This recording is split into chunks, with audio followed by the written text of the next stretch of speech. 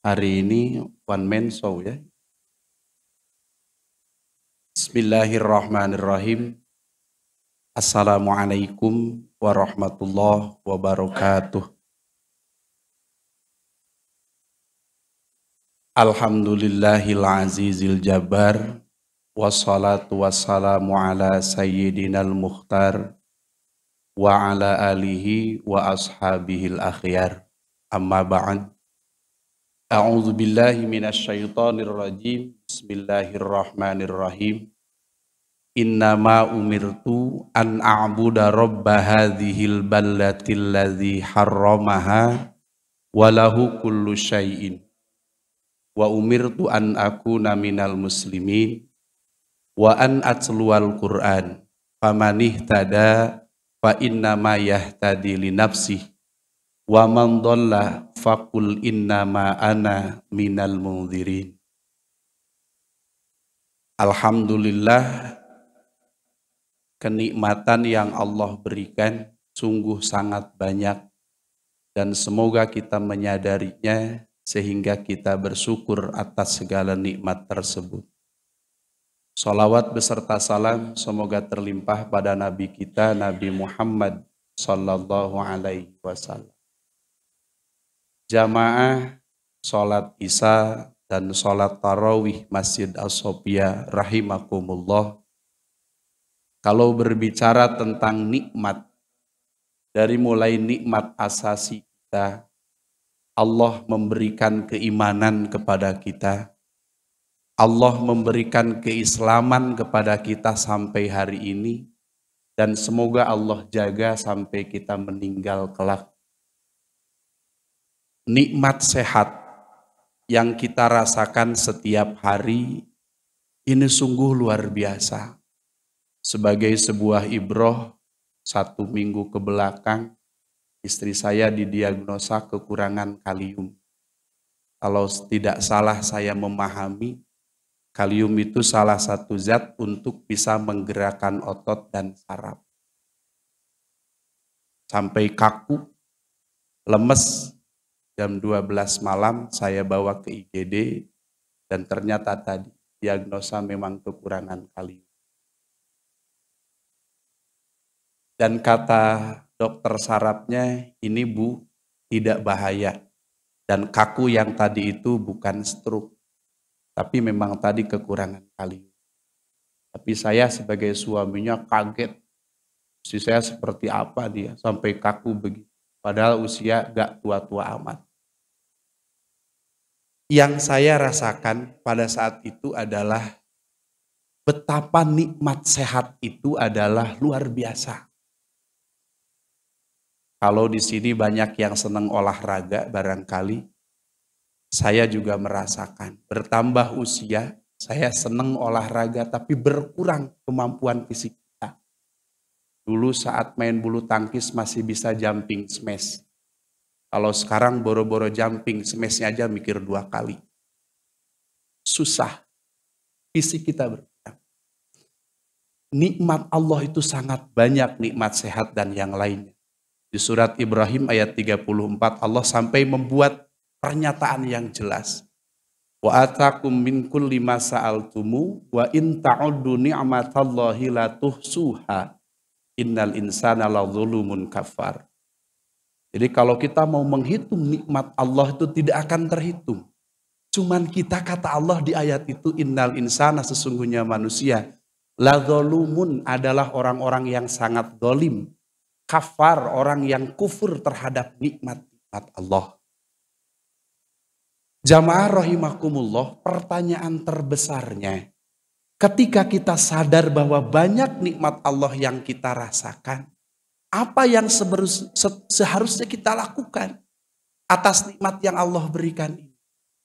Di khutbah yang singkat ini, mari kita sama-sama cermati langkah-langkah Rasulullah yang dimuat di dalam surat An-Naml 3 ayat terakhir yang persisnya di ayat 91, 92, dan 93.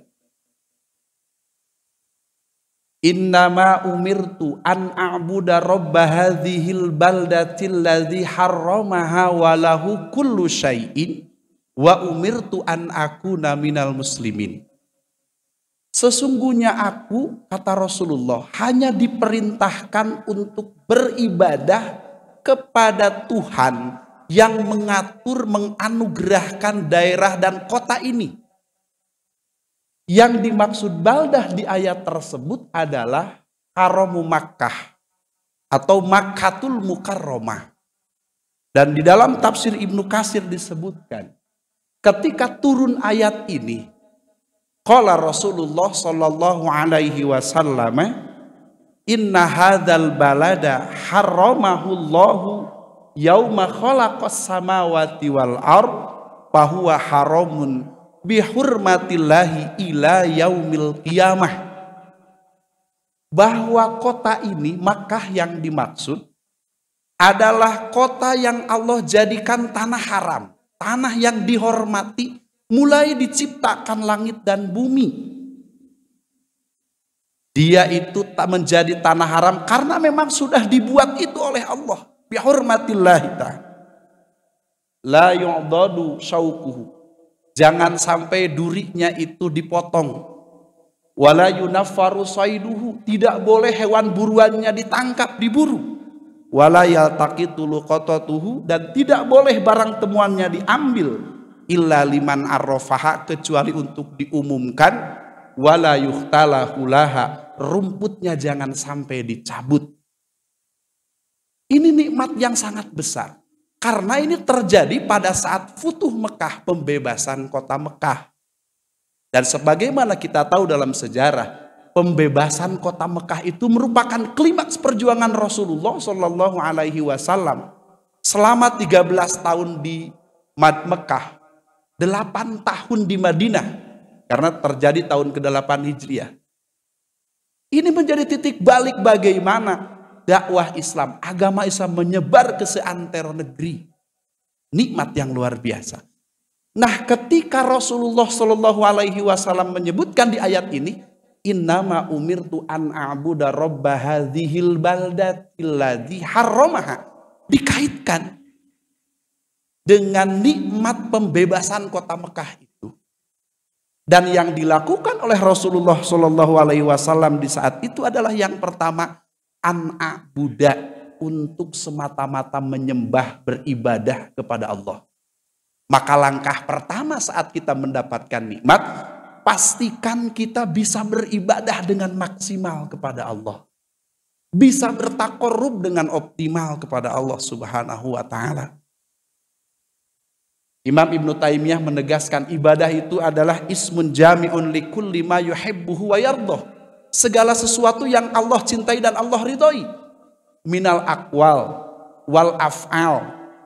Ucapan kita, pekerjaan kita, adh-dhahirah wal batinah, yang dhahir atau yang tersembunyi. Semuanya harus diniatkan untuk bertaqarrub kepada Allah Subhanahu wa ta'ala. Dalam hadis riwayat Imam Bukhari Muslim, ketika bertaqarrub, mana yang harus didahulukan? Man adali waliyan faqad adzantuhu bil harbi. Barang siapa yang membuat wali, membuat loyalitas, memberikan ketaatan kepada selainku, kata Allah, faqad adzantuhu bil harbi, aku nyatakan perang dengan orang itu. Lalu di hadis itu dikatakan, wa ma yataqarrabu ilayya abdi bisyai'in ahabba ilayya mimma aftaradtu alaihi. Dan tidaklah seorang hamba bertaqarrub kepadaku yang lebih aku cintai dari melakukan apa yang sudah kufardukan, apa yang sudah kuwajibkan kepadanya. Dengan kalimat sederhananya, taqarrub yang pertama itu adalah pastikan dulu semua amal fardu kita lakukan dengan baik. Jadi kalau ditanya nih, bulan Ramadan itu ibadah yang paling utama apa? Ya puasanya itu sendiri. Pastikan puasanya benar. Pastikan niatnya tiap malam. Kenapa imam barangkali selalu mengingatkan, niat jangan sampai lupa. Prakteknya harus benar dalam melaksanakan fardu. Bahkan Imam Ibnu Taimiyah menegaskan bahwa wajabat taqarrub bil faraid qabla nawafil dalam Majmu' Fatawa. Wajib bertaqarrub pada Allah itu dengan mendahulukan fardu qabla nawafil sebelum yang sunat.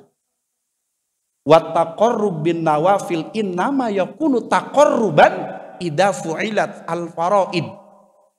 Bertaqarrub dengan yang sunat itu dianggap sebagai sebuah taqarrub, mendekatkan ibadah pada Allah jika yang fardunya dikerjakan. Pastikan dulu yang fardu. Namun demikian dalam hadis itu ditegaskan kembali, wala yazalu abdi yataqarrabu ilayya bin nawafil hatta uhibbahu, dan tidak henti-hentinya seorang hamba bertaqarrub kepadaku dengan amal yang nawafil, yang sunat, sehingga aku mencintai. Dengan kata lain, kalau kita ingin dicintai oleh Allah pun kita harus mengupayakan sunatnya. Sholat duhur itu berapa rakaat? 4 ya. Harusnya 8. Kalau 4 itu bagai burung tanpa sayap. Gak pernah qobliyah, gak pernah ba'diyah. Upayakan ada qobliyah, ada ba'diyah. Ramadan sebulan. Upayakan di 11 bulan nanti.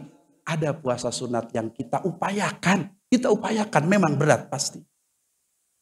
Itu yang pertama, maksimalkan ibadah saat kita mendapatkan nikmat. Yang kedua, wa umirtu an akuna minal muslimin, dan aku diperintahkan untuk menjadi seorang muslim, kata Nabi dalam ayat itu. Ini seperti tahsilul hasil. Masa Nabi diperintahkan untuk menjadi orang muslim? Baik, salah satu rasionalisasinya mari kita lihat Imam Ibnu Katsir dalam tafsirnya Ibnu Katsir ketika menjelaskan surat Al-Hujurat ayat 7, wa'lamu anna fikum Rasulullah la yuti'ukum fi katsirin minal amri la'anittum walakinnallaha habbaba ilaikumul imana wa zayyanahu fi qulubikum wa karraha ilaikumul kufra wal fusuqa wal isyan ulaika humur rasyidun. Sederhananya ayat itu menggambarkan sejatinya seorang mukmin itu harus bangga dengan keimanan dan ketakwaannya. Ketika menjelaskan ayat itu, Imam Ibnu Katsir mengutip hadis riwayat Imam Ahmad. An Anasin radhiyallahu anhu qala kana Rasulullah sallallahu alaihi wasallam yaqul, Rasul pernah mengatakan begini, al-islamu alaniyah, Islam itu jelas, Islam itu dohir, Islam itu bisa dilihat, keislaman itu bisa diukur oleh orang lain. Wal imanu fil qalbi, kata Rasulullah, sementara iman ada dalam hati. Waqala umma yushiru biyadihi ila sodrihi salasa marrat, sampai Rasul menunjuk dadanya 3 kali dengan tangannya. Wa yakul summa yakul, lalu mengatakan at-taqwa hahuna, at-taqwa hahuna, at-taqwa hahuna. Takwa itu memang dalam hati. Iman itu betul di dalam hati, di dalam batiniah kita. Tapi keimanan yang tertancap kuat dalam hati, ketakwaan yang kuat ada di dalam hati, mesti dibuktikan dalam keislaman kita. Jangan mengatakan ketika disuruh untuk melakukan syariat, melakukan kebaikan, yang penting ada iman dalam hati. Sebetulnya itu sedang menutupi kekurangannya untuk tidak mau melakukan keislamannya. Jadi kalau kita menjadi orang yang beriman di masjid ini, maka pastikan di pasar pun kita menjadi orang yang memperlihatkan keislaman kita. Tidak mengurangi takaran, tidak mengurangi timbangan, tidak berbohong. Ketika di sini kita menjadi orang yang baik, maka pastikan saat kita di dimensi kehidupan apapun, kita tetap memperlihatkan keislaman kita. Diberi jabatan oleh Allah, maka pastikan jabatan itu membuat kita lebih dekat dengan Allah. Karena otoritas yang Allah amanahkan kepada kita dalam jabatan itu tentu akan menjadi nilai sedekah yang luar biasa jika diarahkan dengan memperlihatkan nilai-nilai keislaman kita. Jangan ada dikotomi, jangan ada pemisahan agama dan kehidupan. Yang terakhir di ayat itu ditegaskan, wa an atluwal Quran, dan aku diperintahkan untuk membacakan Al-Quran.